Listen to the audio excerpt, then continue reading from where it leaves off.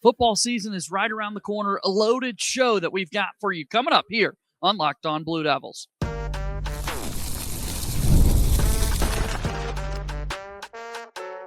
You are Locked On Blue Devils, your daily podcast on the Duke Blue Devils. Part of the Locked On Podcast Network, your team every day. Hello, everybody. Welcome into another episode of the Locked On Blue Devils podcast. My name is JJ Jackson. Thanks so much for being here with us today on Thursday, July 16th, 2026. Today on Locked On Blue Devils at ACC Media Days here at the Hilton in Uptown Charlotte, North Carolina. We've had a wonderful day so far, chopping it up with our pals Wes Durham of the ACC Network. Jimbo Fisher stops by to talk about some old run-ins with the Duke Blue Devils as he was the head coach of Florida State and now in his role as an ACC Network analyst. And also Drew Fabianich, the director of the Senior Bowl, gives us the rundown of what it was like to be around VJ Anthony and Chandler Rivers and other Duke players to be on the lookout for from the eyes of the NFL draft lens. Going to be an awesome, awesome show. Thanks so much for making Locked On Blue Devils your first listen here on the program. Let's get into it.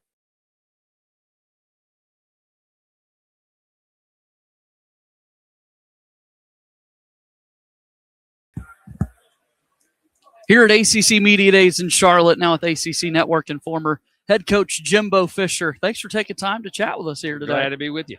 Here on Locked On Blue Devils, talking Duke football, of course, and you had a couple of run-ins with the Blue Devils back in your ACC days. Although, Coach, I got to tell you, going back to that 2013 title game, it wasn't much of a contest at all. Appreciate you letting Duke score one of those touchdowns in the fourth quarter. but I'm gonna tell you, they had a really good team. I remember we knew we had to play well, and at that time, it was one of the times we were hitting on cylinder. We were playing well, and they hit it that day and got a couple breaks in the right. Because early we didn't score much, then all of a sudden we got going and got hot. And but they had a good team. I think, matter of fact, they only lost 2 games that year, if I'm not mistaken. Yeah, you look at Duke as a program with what Coach David Cutcliffe was able to do for so long. I think that's, I don't want to say forgotten about, but now it's been 4 years, exactly. 2 years of Elko, 2 years of Manny Diaz, and definitely what Cutcliffe was able to do is really impressive. People, it don't take long to forget.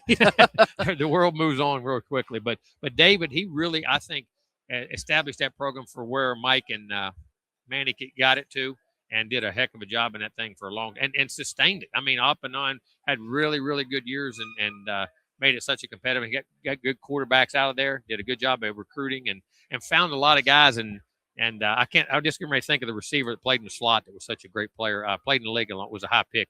Had all the catches. I can't think of Crowder, James Crowder. Yep. Yeah, I mean, what a player he was. And just finding guys like that all over, David did a great job. Without a doubt. Now looking at them over the last 4 years, they've got the 3rd most wins in the ACC behind Clemson and Louisville.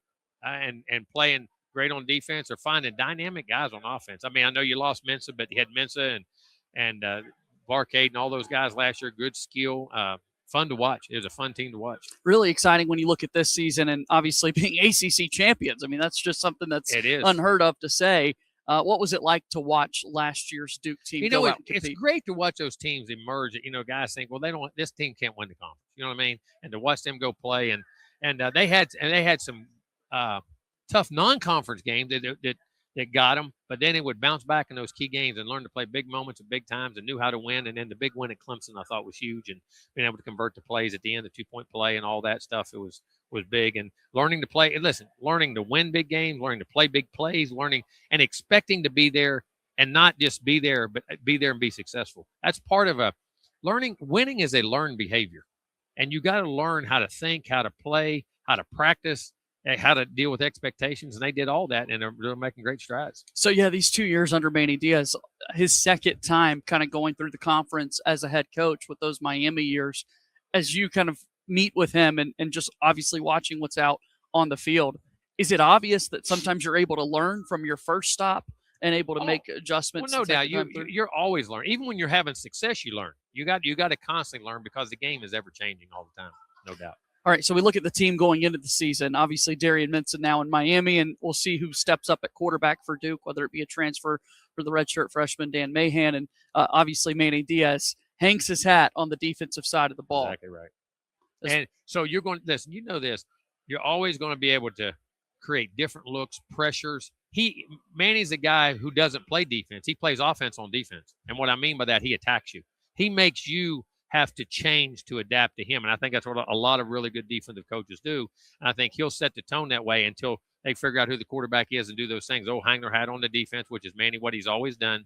And he causes so many problems because he creates so many different looks. Coach, I got to read a quote to you because I want to look at Duke in this upcoming season. And with Mensah not there, obviously it's a heavier workload for the running back, Nate Sheppard. And after really like last year. After his breakout game against Syracuse a year ago, you said there are running backs that move the chains and there are running backs that change the numbers on the scoreboard. And he's one of those guys. I hadn't heard that before, but that's pretty special praise. It is. I mean, because some guys can get out and they make runs, and you move, and you got to call another play. And we had a guy named Dalvin Cook who was pretty good at that. And I say, Dalvin, I'm about tired of calling some plays. I'll call one or two. Why don't you put it down there and then we'll move on? You know what I mean? But what a luxury. But Nate has that exactly. Nate has that ability. I mean, when you get green grass, he's going to the house. And when you get guys that are special like that, they don't come around very often.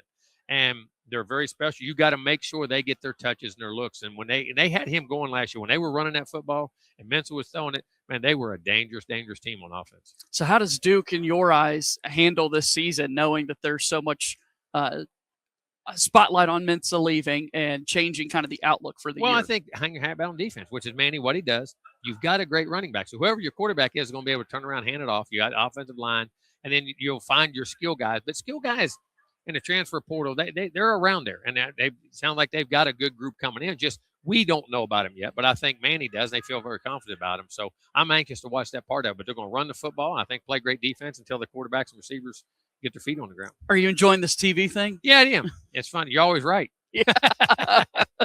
No right. scoreboard to necessarily exactly be accounted to.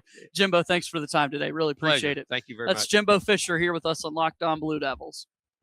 Today's episode of Locked On Blue Devils is brought to you by our friends over at FanDuel. On the biggest stage in the world, FanDuel is changing the game because sometimes your player gets subbed off and your bet goes with them. Not anymore. With FanDuel's Super Sub, if your player is subbed out, your bet stays in. That's right. If your player leaves the match, your bet continues on with the substitute, so you're still in it until the final whistle. I can't wait until Sunday's Gold Cup, the championship of the World Cup, the gold medal game set to be played, as it will be Spain versus Argentina. Right now, Spain minus 152 over at FanDuel, Argentina plus 130. Go get involved with our friends over at FanDuel. Of course, they're America's #1 sports book. Let there be goals this summer on FanDuel. Visit FanDuel.com/lockedon.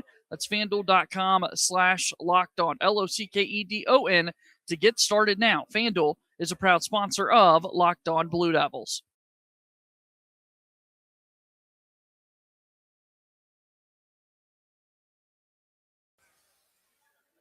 ACC Media Days in Charlotte here on Radio Row with Wes Durham of the ACC Network. Time's greatly appreciated. Good to How see are things you, JJ. in your world? I'm good. It's quick summer, but we lost the offseason in this sport a long time ago, so it's kind of expected, but it's nice to be back and good to see a lot of people, and you can kind of feel the enthusiasm, the excitement, those types of things. People are ready to get back and watch some ball next month, and they'll get a little taste with the NFL, and certainly training camps opening in there, and then you get fall practice on the college level. It'll be fun to see, and it'll be here before you know it. I think somebody told me less than, 7 weeks now. Yeah. So, wow. Yeah, it's crazy. Do me a favor. Remind people who won the ACC football championship. Yeah, this Duke, past right? year. Yeah. It was an amazing story. We're going to run a piece with Manny Diaz and John Shire and Carol Lawson sometime in the fall on ACC Network. An interview we did in May. Wow. The three of them. It was fun. We had a great time talking about their championships, and Nina King was part of it too. It was really special to have her involved too, because she did such a marvelous job bringing all those people. Manny Diaz and I, after the Wake Forest game, that was our broadcast, last game of the regular season, and we had all these scenarios on a paper about how, the ACC championship game would play out and that kind of thing. And I was able to fly home after the game to be back in Atlanta. So I'm watching Cal and SMU from my house. And I text Manny Diaz at the start of the second half. I said, because, Cal was winning the game, JJ. And I texted Manny and I said, you're 30 minutes away from playing for the championship. And I don't want to think about it. That was the response I got back. And when the third quarter ended, Like, oh no. I sent him another text. We're 15 minutes away from you playing for the championship. That margin was getting a little closer within the game. And so he then writes back, I'm only going to the championship if you're doing the game. And I said, well, I'm not doing the game. If Cal wins, I'm not doing the game. Why are you not doing the game? Well, because Sean McDonough and Greg McElroy are doing the game. And he like, if you're not doing the game, I'm not going to the championship. I went, that's a lie. And he goes, well, we're still, he didn't want to think about it. The game ended. I said, I wrote back, congratulations, you'll really enjoy Sean and Greg. And he absolutely, I mean, he has never forgotten it. He wrote, he said, I can't believe. He goes, you're sitting there narrating all of this to me. I said, no, all I'm doing is counting you down to the championship game. Yeah. Look, I can't imagine the emotions that night for his team, for his staff. I mean, I talked to Jonathan Brewer briefly after the season. And then the ability, and this is one of Manny's great characteristics, I think, JJ, is his ability to process it and us sit down in May and talk about now running it back. Right. How do you run it back in a world where nobody comes back, so to speak? And in particular, the Mensah situation, the way it played out, those type deals. So I think everything has to be kind of brought into light here. He's done such a good job. Sure. But, again, I'll go back to Nina. The ability to identify Manny Diaz after 2 years of Mike Elko is a stroke of genius. Really is. Yeah. Because Manny was ready to give it another ride as a head coach after 2 years with James at Penn State. Ironically, he's in the league now, right? But that seamless transition from Mike Elko to Manny Diaz may have proven to be the secret sauce of what could be the new era of Duke football. You're right, because it could have gone so wrong in so many different ways. And you look at the could have hired a variety of different people. Right. The Mike Elko situation could have bounced around. But think of the work he did and the work Manny's done. And now all of a sudden you feel entirely different at this event than you did 5 years ago, 6 years ago. So how do we turn the page to the Blue Devils in 2026, leaving Darian Mensah out of it and looking at where you're at now? Well, I think you have to look at what is proven and move ahead. Yeah. Okay. First thing you have to realize is you've got players. Your quarterback's going to be brand new one way or the other. Right. Okay. New to you or first-time player. Maybe both. Right. But here's the thing you're going to do. You're going to hand the ball to arguably one of the best backs in the ACC. Now, here's the thing that has not been mentioned here in a day and a half, and I think we've lost total sight on this, okay? I don't think people have spent the first day and change talking about how good the running back position is in the Atlantic Coast Conference. Yeah. Period.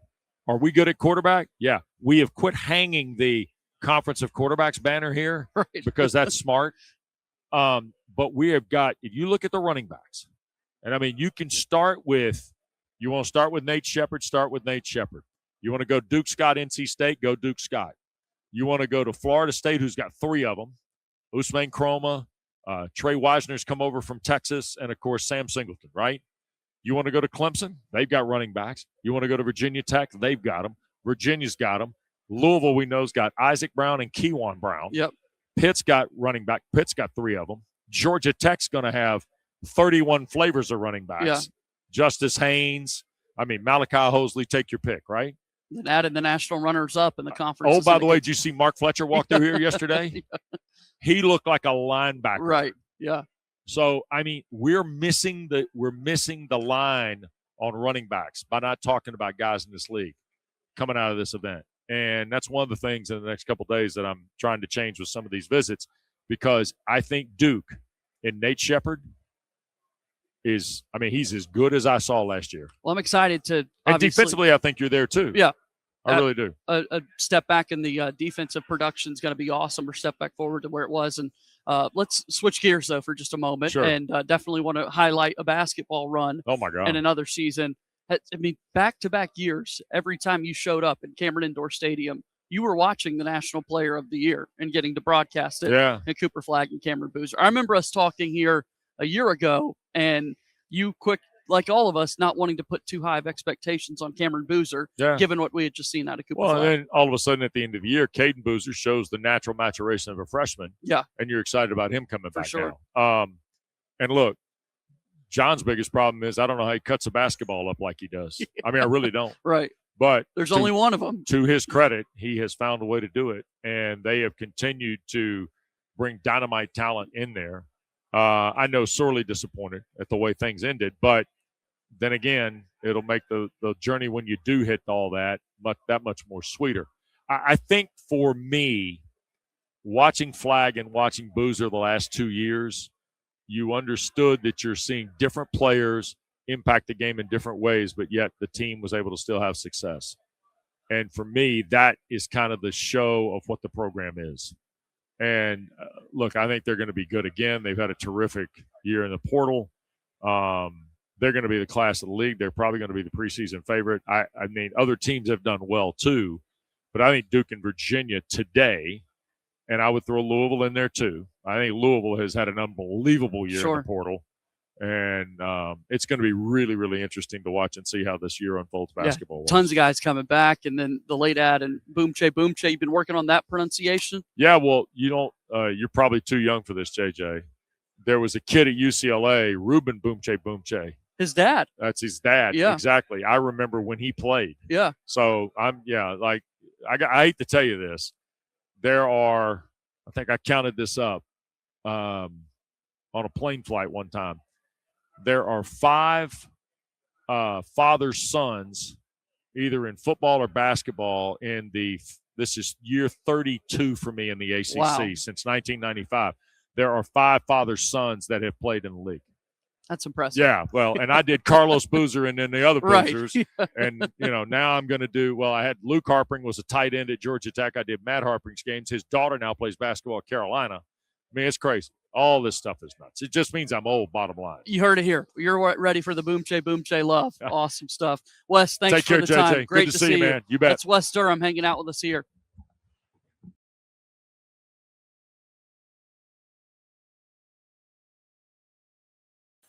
Here at ACC Media Days in Charlotte alongside the Senior Bowl director, Drew Fabianich, JJ Jackson. Drew, I want to talk about the Senior Bowl run that just took place for a couple of Duke football guys that got an opportunity to be down there in Chandler Rivers and VJ Anthony. What did you like about their week there in Mobile with you guys? Yeah, I thought Rivers really did well. He showed that he could play outside, but I know he's going to be playing inside in the NFL just because of the length. I always knew he was twitchy. He's got great, burst and close, good cover ability. Vinny Anthony I thought was going to go higher than he did. I'm surprised that the Williams kid actually went before him, to be honest with you. Because he's got the skill set to be at least a sub rusher in the NFL and be a teams guy because he's athletic enough to play teams. Teams coaches love dudes that are that big that can fill spots for them. And he's, like I said, he could be a sub rusher. I mean, and hell, subs now about 72% of the snaps now. So liked what he did, liked his rush. Wish he would have been more consistent on tape. I think he showed that he could be consistent, at our game. And I mean, during practice and our game, I think he helped himself.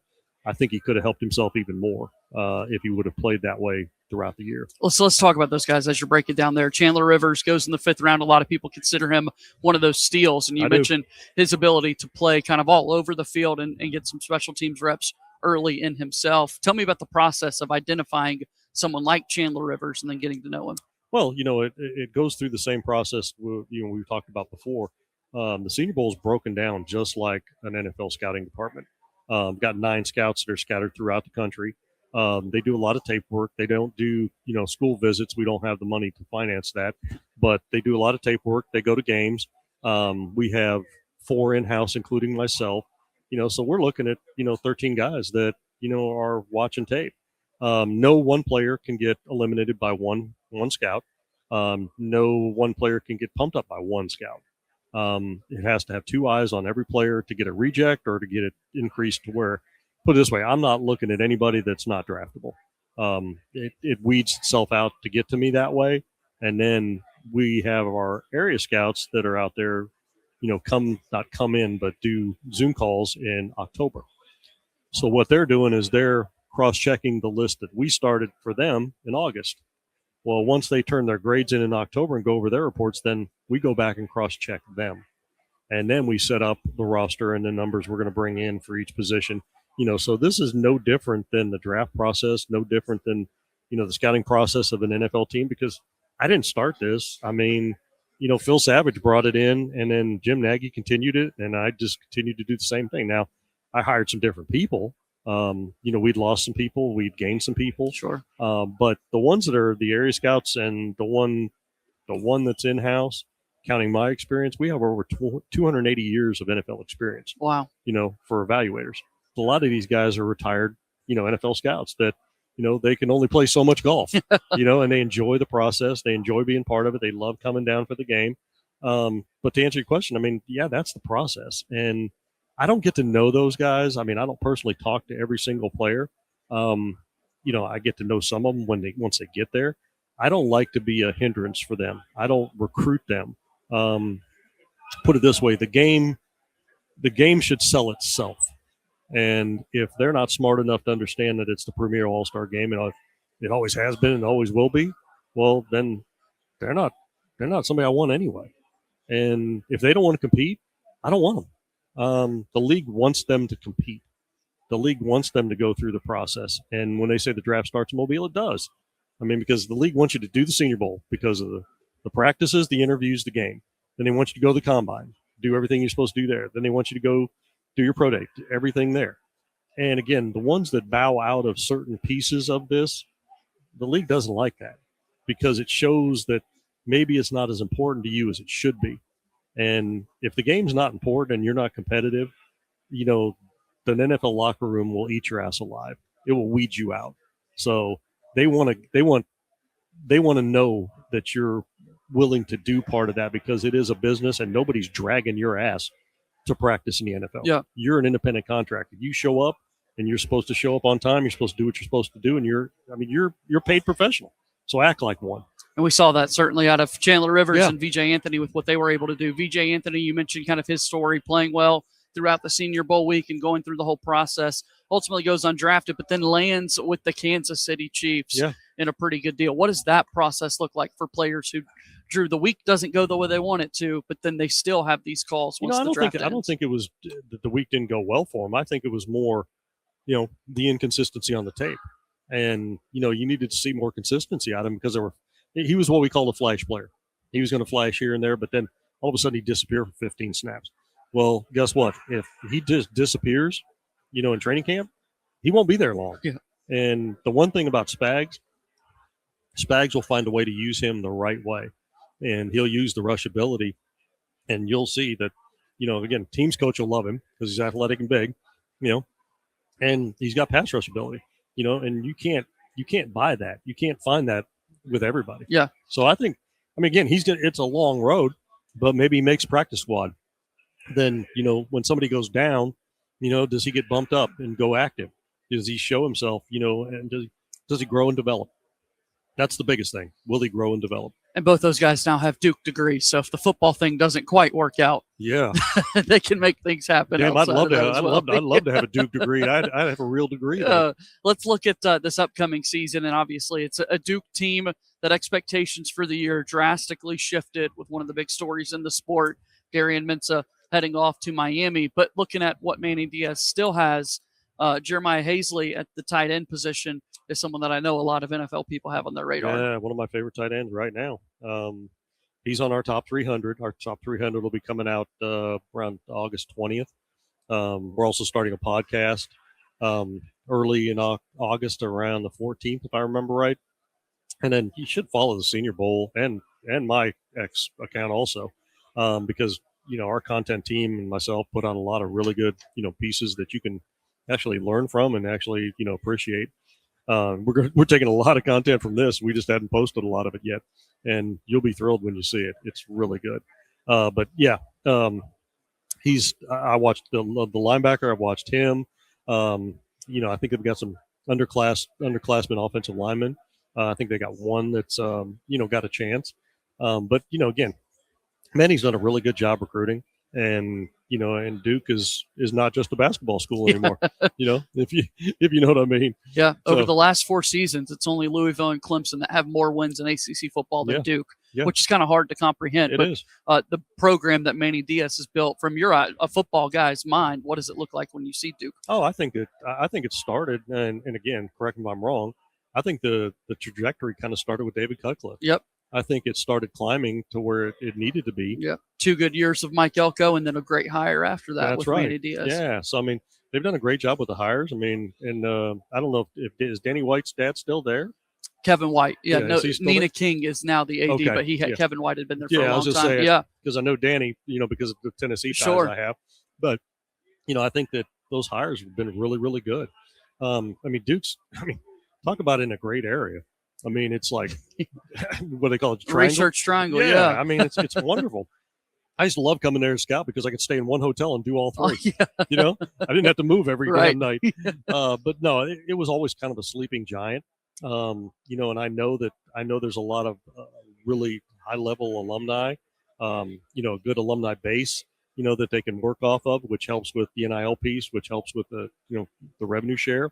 But again, I think that it's going to continue to progress, and it's always been a great area to live. I mean, has it always been recruited to really well? No, but it sure has now.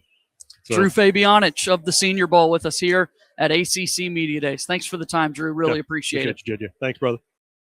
Great show today. Thanks so much once again to Wes Durham, Jimbo Fisher, and Drew Fabianich for joining us on Locked On Blue Devils. Awesome conversations about Duke going into this 2026 season. Tomorrow will be Duke's turn to walk through Radio Row and throughout the Media Day festivities. Excited to hear what Manny Diaz and Jeremiah Hazley, Luke Murgott, and Nate Sheppard have to say about Duke's season going into 2026. Be sure to follow us and subscribe to us for free wherever it is that you get your podcasts. Leave us a 5-star rating and written review. Take a moment, if you will, like this video, share it with your friends, and subscribe to our YouTube channel. Love everything that we got going on in the Locked On world right now and want you to be a part of it. As always, go Duke. I'll talk to you tomorrow.